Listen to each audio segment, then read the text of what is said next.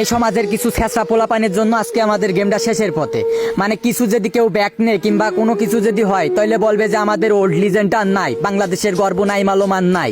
ভাই কোন কারণে নাই? বিটুকে বিএনএল আর নাই, মানে আমাদের মাঝে নাই। যে ওল্ড ক্রিয়েটর ছিল তারা নাই, সবাই গেম থেকে লিভ নেছে। কিসের জন্য লিভ নেছে জানিস? আগে যেখানে একটা গেম প্লে ক্রিয়েটরের ভিডিওতে ভিউ হতো 1 লাখ 2 লাখ 3 লাখ 1 মিলিয়ন করে ভিউ হতো, এখন 30কে 20কে 10কেও করে হয় না। কিসের জন্য হয় না জানিস?